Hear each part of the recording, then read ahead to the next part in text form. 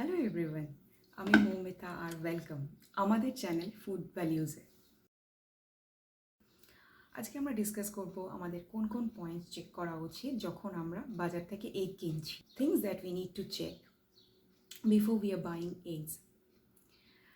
নাও in 2003 একটা research published হয় from Pennsylvania State University. According to this research, egg that comes from pasture-raised farms contains twice as much omega-3, contains 3 times more vitamin D, contains 4 times more vitamin E, and contains 7 times more beta carotene in comparison to eggs that come from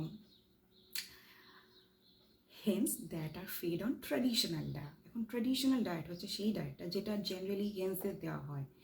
any grain like corn, wheat, rye, barley, millet, sometimes তাদের by product, কখনো তাদেরকে little bit scheme milk দেওয়া হয় বা little animal oil.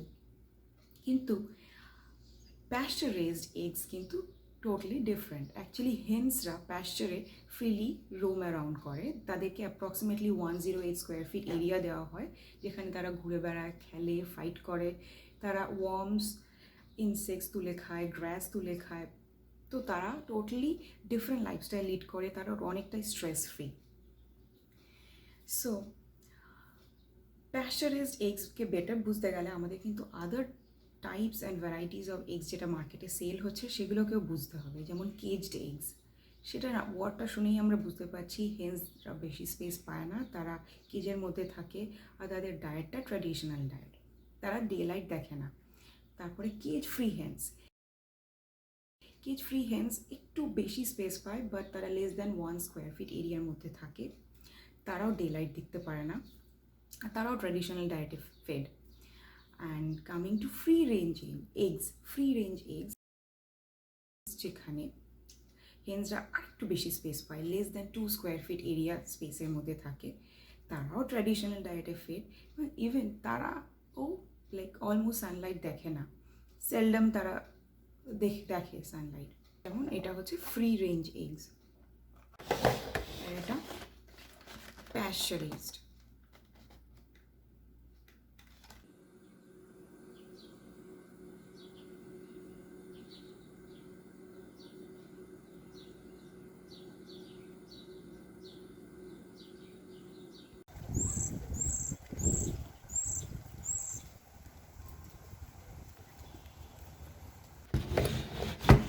So first point যেটা আমাদের check করতে হবে সেটা হচ্ছে এগসটা প্যাস্চারাইজড কিনা। যদি আমরা এভাবে প্যাকেজড এগ না কিনি না বা অন্যভাবে এগ কিনে থাকি, অ্যাটলিস্ট আমাদেরকে কোয়েশ্চেন জিজ্ঞেস করতে হবে যে হেন্সদের কীভাবে ট্রিট করা হচ্ছে, হেন্সদের কীভাবে কতটা এরিয়ার মধ্যে থাকছে, তারা হেন্সরা কি ডায়েটে ফেড হচ্ছে। আর নেক্সট পয়েন্ট নাম্বার 2 যেটা আমি বলবো, আমাদের চেক করতে হবে এগ যেটা আমরা কিনছি সেটা সে প্যাকেজে সার্টিফাইড হিউম্যান প্যাস্চার সিল আছে কি না। এগ যেটা ভেরি স্পেসিফিক প্যাস্চার স্ট্যান্ডার্ড মিট করে আর সেই এগটা আসে ফার্ম থেকে, যে ফার্মটাকে ইন্সপেক্ট করা হয়েছে according to Adele Douglas from certified human. So সেই এগটাকে আমরা বলতে পারি সার্টিফাইড হিউম্যান প্যাস্চার এগ। এখানে আবার কিছু ট্রেসেবিলিটি অডিটও পারফর্ম করা হয়, সেই অডিট অ্যাকচুয়ালি এনশিওর করে এভরি এগ যেটা কার্টন বক্সে আসছে comes from certified humane pasture farm. So certified humane এর ওয়েবসাইটে গিয়ে আমরা ফার্দার ডিটেলস চেক করতে পারি। এটা ভীষণ reliable seal and stamp that ensure করে যে হ্যাঁ প্রত্যেকটা এগ সেম কোয়ালিটির and almost they are same.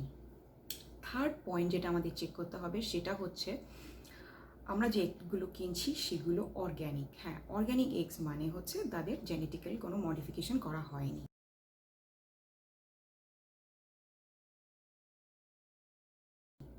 And last point যেটা আমাদের ভুললে চলবে না, আমাদের সেল বাই বা বেস্ট বিফোর ডেট দেখতে হবে। Generally eggs 4 weeks two 6 weeks safe থাকে আফটার দিস ডেট, সো এটা আমাদের দেখে নিতে হবে। নাও কামিং টু স্টোরেজ, এগস আমরা জেনারেলি রেফ্রিজারেটরে স্টোর করি। অর ফ্রিজে স্টোর করি। আমরা এগস জেনারেলি ফ্রিজের ডোরে রাখি, সেটা অ্যাভয়েড করে আমরা ফ্রিজের ভিতরে রাখবো, আর রেফ্রিজারেটরের ভিতরে রাখবো, ডোরে রাখবো না। আর রিগার্ডিং ক্লিনলিনেস, আমরা ক্র্যাকড এগস অ্যাভয়েড করব, তাতে মাইক্রোবিয়াল কন্টামিনেশন হতে পারে। আর যদি মনে করি যে একটা ভীষণ মাইনার, ইন দ্যাট কেস আমাদেরকে এগকে অ্যাটলিস্ট 2 আওয়ার্স কুক করতে হবে, যাতে কি না কন্টামিনেশনের কোনো চান্স না থাকে। ভালো করে কুক করতে হবে।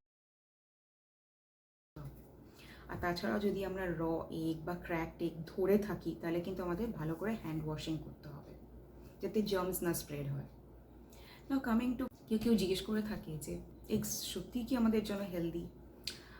According to what was published in the website of Harvard university of public health, আমি তাদের ওয়েবসাইট চেক করে যেটা বুঝতে পেরেছি সেটা হচ্ছে, একজন অ্যাডাল্ট হেলদি অ্যাডাল্ট একদিনে একটা এগ খেলে অ্যাবসলিউটলি ফাইন, কোনো প্রবলেম নেই।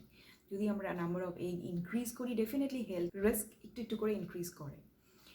আর যদি কেউ আমরা ডায়াবেটিসের পেশেন্ট হই, তাহলে একদিনে 3টে এগ ইয়কের বেশি কখনোই খাওয়া উচিত না, তাহলে ডেফিনেটলি হার্মফুল।